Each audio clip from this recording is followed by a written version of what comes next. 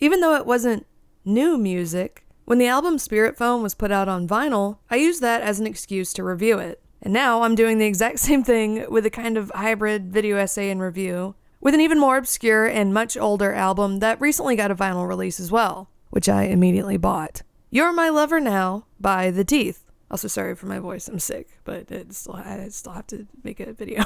Around late September 2018, a song off of this album, Ball of the Dead Rat, came up on my Spotify Discover radio thing.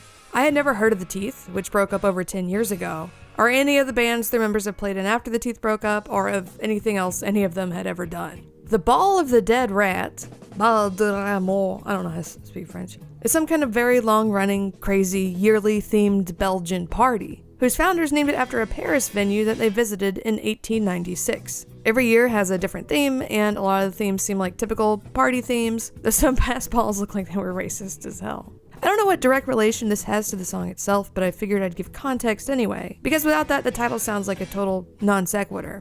There's also some weird album with the same name, and I don't know if it's related to the song or not either. But there is some context there, and the idea of an extravagant, weird Belgian party fits the album pretty well. So I hear the song pop up one day, and I'm just caught immediately.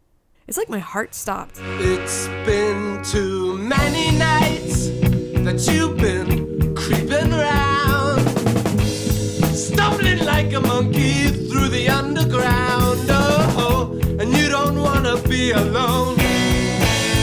You got your cigarettes, you got your juji fruit, you can't stand yourself, so you take a substitute. Ball of the Dead Rat is about arrogance.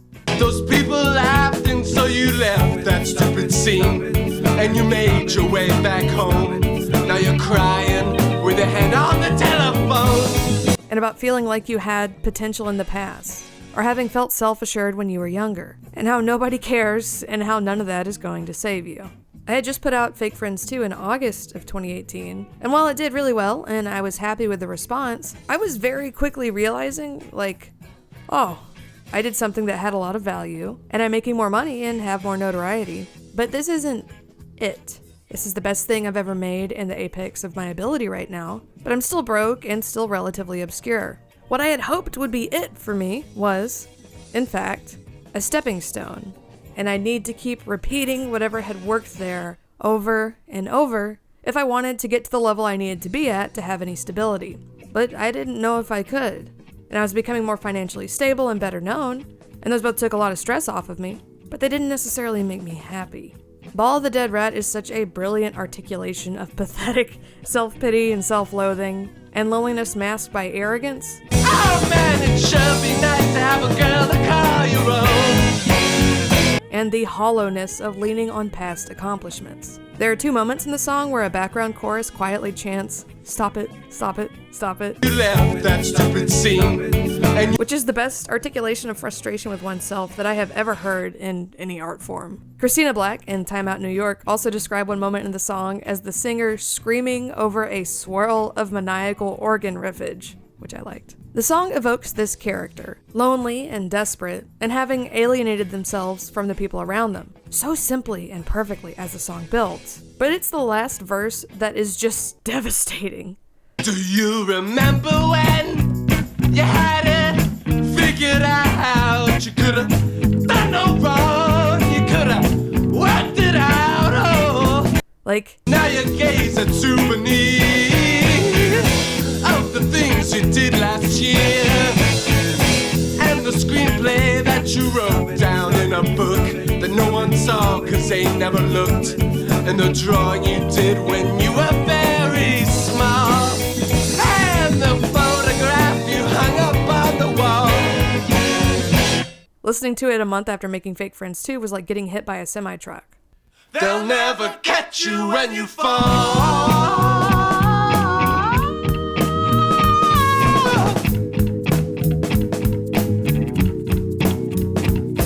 But hit by a semi-truck in a self-searching and healthy way, the song feels very written from experience. It is making fun of the subject, but in what seems like a self-deprecating way. Or if it's not in a self-deprecating way, whoever it's written about still deserves what's being said. As Stephanie Butler said in Pop Matters, though the Teeth excel at the dance party ditties, they've got a sensitive side too. Even if their characters are needy and lost, they're rarely treated derisively, and there is always a last humanizing line to redeem their poor choices and questionable hookups.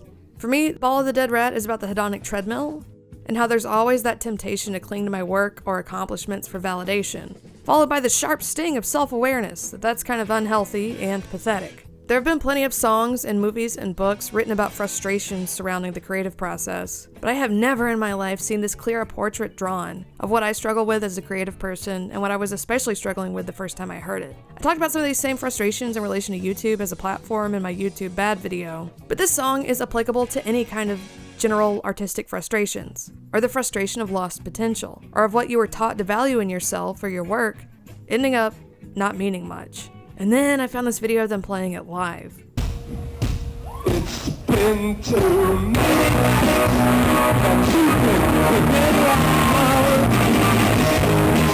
like a monkey through the underground, yeah. If you don't wanna be alone. And there's so much energy in the performance, and it's weird and it's vulnerable. You got your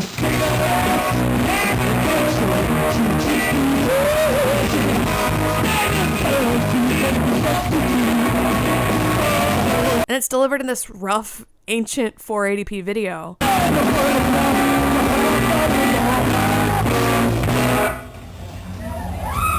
But I've listened to it so many times and just felt it every time. I could have just listened to the song on loop forever, but eventually I knocked myself out of that and listened to the full album. And oh my god, it was so good! One of the members of the Teeth, Peter, I couldn't find any interview where he said his last name. I don't know if it's Modavis, I don't know how to say the name, described their music as similar to The Kinks, David Bowie, The Talking Heads, and the movie Punch Drunk Love. Christina Black said, "Insecurity and existential crisis are the dominant themes on You're My Lover Now. The album's psychological tales are presented in a disjointed, stream of consciousness manner, infused with anxious-sounding arrangements." John Pareles in the New York Times called the album a population explosion, where songs fling shards of narrative about dozens of characters. Lovers, friends, school kids, parents, depressives, liars, strivers. The bits of stories arrive in an even more manic outpouring of tunes. Honky tonk, garage rock, music hall mercy beat, frantic new wave, and a final tinkly philosophical ballad with an apt self-diagnosis. You got too many ideas building up inside of you. You got too many ideas building up inside of you, and they're leaking out your shoes, and there's no one to show them to. It's an overload, but an exhilarating one. Davis also described You're My Lover Now as a romping, roaring mess and confusion of ideas. He said, "Emotionally, it is a painfully absurd vision of the mundane, intertwined with inspiring build-ups and pathetic letdowns. Lyrically, every character and every idea is grotesque and overwhelmed by everyday subjects such as love, isolation, personal mistakes, money and lack thereof, sex, happiness, etc. In the end, we never figured out what this album was supposed to be. It's as singular and strange as the setting in which it was made, but it's got heart." One thing that's cool about You're My Lover Now is that some of the songs are concrete and tangible. Ball of the Dead Rat is not coded in dense metaphor. It's a very straightforward song. Molly Make Him Pay has vivid painterly imagery. And she collects those little hands that she used to punch the wall when the sun broke through the trees, filled with orange of the fall. And he held her in his mind he promised all for you when the sun broke through the trees, filled with goldness of the dew. But it's about a woman and the man who cheated on her. Molly make him pay, don't let that devil get away. Christina Black says it chugs along like a carnival tune, telling the story of a no-good lover through cosmic musings and fragments of southern slang. You're My Lover Now seems like it's about a self-loathing, violent person. Let's go south, where there's no one to punch. Trying to be in love with someone who isn't great at reciprocating. Why is there instead of something up on that wall? How come you never come looking for me when I call?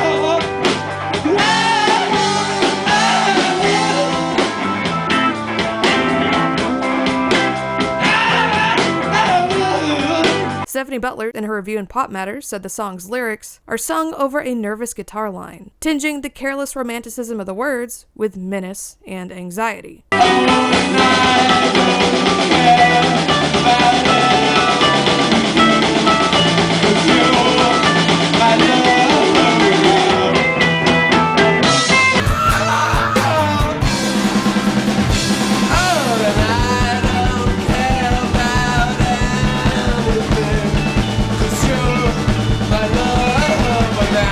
I don't know which Teeth member said this. It's not credited on the Daytrotter website. But he said of You're My Lover Now that he was trying to write a Screamin' Jay Hawkins song, and that it's about his future bride, and that he wanted it to kind of feel like Dracula or Frankenstein or one of those movies where the monster claims people, which is a little rapey. I like Screamin' Jay Hawkins a lot. I didn't really get, I mean, you can kind of get that vibe just from the title of the song, but not necessarily the lyrics themselves. It's like, ooh, maybe like don't go claiming women like a universal horror monster.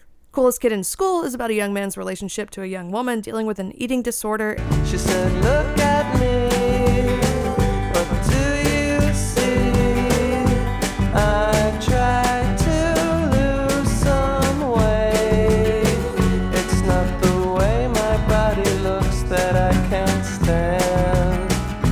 It's the sound my footsteps make. And she hadn't eaten at all that day.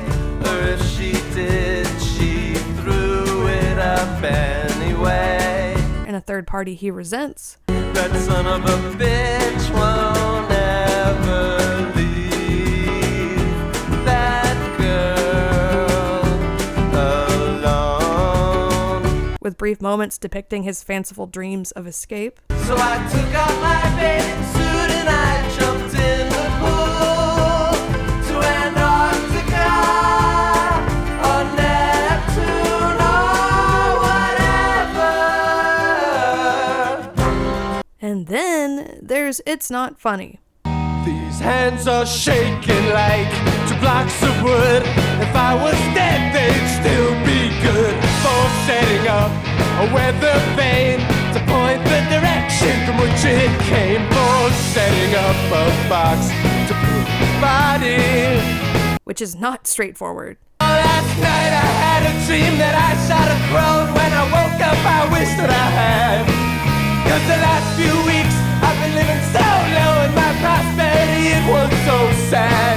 And when I saw that little bird laying there, I was miles and miles away. I had the world in the palm of my hand, and it's funny. It has so many striking and uncomfortable images. Like a lot of this album, it's a very visual song. Dominique Umil in the Dallas Observer describes the band in this album as administering vivid characterizations in each curious moment. And I think a series of upsetting and curious moments is a great way to describe It's Not Funny. Maybe it's about a current or past relationship. And you was like my mama. Maybe about someone dying. Maybe about killing people. Maybe about drugs. Oh, I would have killed enough for the both of us. One for me and one for you. Definitely about self-loathing and pain and fear. And it goes over and over. I was standing in the bar and the girl sitting next to me said, I know who you are. You was here last week, you was sneezing in the sink. I was praying that your teardrops wouldn't end up in my tray. With funny and self-deprecating turns of phrase. Our love, sweet love, oh love, that's enough. Oh love, that's enough. Leading off into this refrain over and over of the much more abstract, bones grow, hair grows, rain falls, rainbow. Bones grow, hair grows, rain falls, rainbow. There are lines about abuse. Watching your dad take down the Christmas tree. You got his nose and his real estate, just pure as the kitty cat.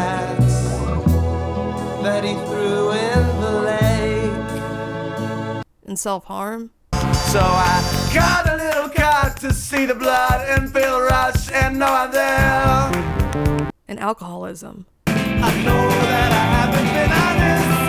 I've been drinking more than just twice a week, and I won't lie again. And I promise I need you to keep me from it. That are concrete. And then there are more abstracted lines about terror that hit really hard. And songs often jump from small, petty, or commonplace problems to grand, poetic imagery. Rabbit Run is a fantastic slow build of terror that starts kind of monotone. Caught in tail, they're on your trail. Then erupts into a wail. When they come, you will wonder why. When you find out, it will be too late. Caught in tail, they're on your trail. Rabbit run. Shoulder Blade is about sex. And then it gets that intense imagery too. And the harder we press, make the dead go away, make the spirit flash, bright light. The trumpets blared, which is so fun to listen to, and which includes a segment about doing quaaludes at a wedding. And the bridesmaid popped taloo, and she gave one to me.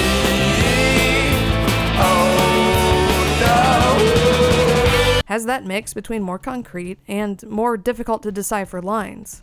And also has one of my favorite moments on the album. The last few days I've been thinking that I've been going nuts. Spend nice days indoors, holding in my guts. Oh! It's Over, and The Light That Always Goes Out sound really different from Ball of the Dead Rat, but features similar content thematically. I think Walk Like a Clown is the only song I really don't care for on the album. I can't help but walk like a clown. And why have you come to my house? I find it sound a little grating, and I think the lyrics are silly, and I just don't like it. The old label website read, "To describe the album, let's say this. Take the actual title, You're My Lover Now, and mix it with the scrapped working title, Deranged!" followed by 7 exclamation points. And that pretty much sums up the feeling and sound of the album. And from, again, Stephanie Butler. The Teeth's press kit warns us that, lyrically, every character and every idea in the album is grotesque. And part of what's great about this album is that aspect of controlled chaos. The songs constantly seem to be on the verge of breaking up and falling apart, but then some new chord is struck or some new verse started, and it's obvious that the band was only playing with us. That, despite their histrionics and sloppy clapping, they are professionals, and would never disappoint their audience with a half-assed performance. And more than other music that I've talked about on this channel, some people got really into creative ways of describing this album. On AllMusic, James Christopher Monger described its sound as candy-coated floss being run through the cracks of molars still swollen from the debauchery of the previous evening. It's crass, eloquent, heartbreaking, hysterical, sloppy and tight as a 3-inch stitch. Played excruciatingly loud, the listener is forced to periodically duck for fear of having a chair, beer bottle, or set of false teeth land in their laps. Like the house band that lives inside of the smoke-damaged department store speakers that you inherited from your parents when they switched to a home theater system, the Teeth spit out song after song about summer-soaked urban hedonism, filled with Jacques Brel-inspired couplets like, "I spend nice days indoors, holding in my guts," without a hint of mopey despair. From the body-opening notes of Molly Make 'Em Pay to the ballsy street corner swagger of Ball of the Dead Rat, the Teeth put the evil back in vaudeville, the fun back in funny, and the hope back in hopelessly romantic. Which is a little silly and sounds kind of like a con artist or used car salesman trying to sell me an album versus a review, but it was fun to read. In one of the old Daytrotter interviews, Aaron Mo Davis was asked, "The title of the new record, is that an announcement or a matter of fact?" And he replied, "The title is an announcement. We wanted to have one of those titles that doubled to claim the person looking at it and also use the cheap double meaning to get them to buy the album. Try Me is a good example of a record title that does that, by James Brown. Try this album. Buy Me. Also just all the old R&B and jazz albums that always had those huge statements about love, like A Love Supreme or I Never Loved a Man the Way I Love You by Aretha Franklin.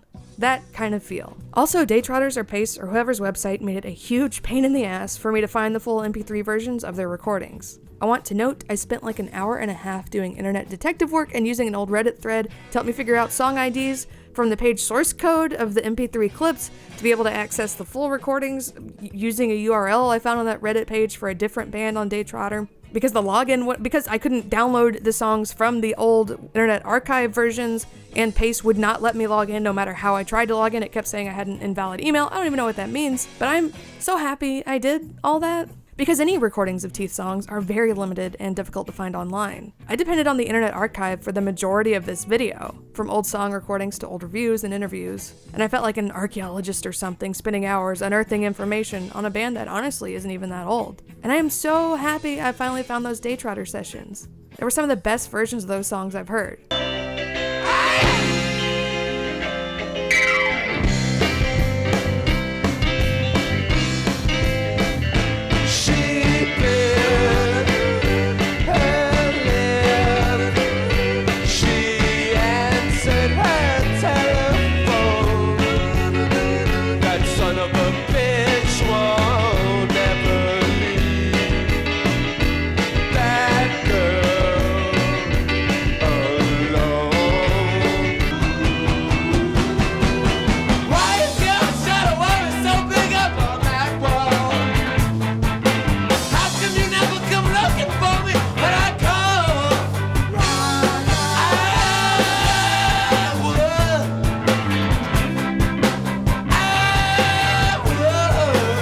I was gonna be so mad if I could only have like the 30-second clip versions. When this band was still active, I was a teenager, and I was not very knowledgeable about music. I mean, I'm not knowledgeable about music now, but I was even less so then, and I'd been to maybe one concert. So there's no way I would have ever found out about them or seen them live. And this album is something I just have to experience through recordings I found on the Wayback Machine and old 480p concert videos on YouTube.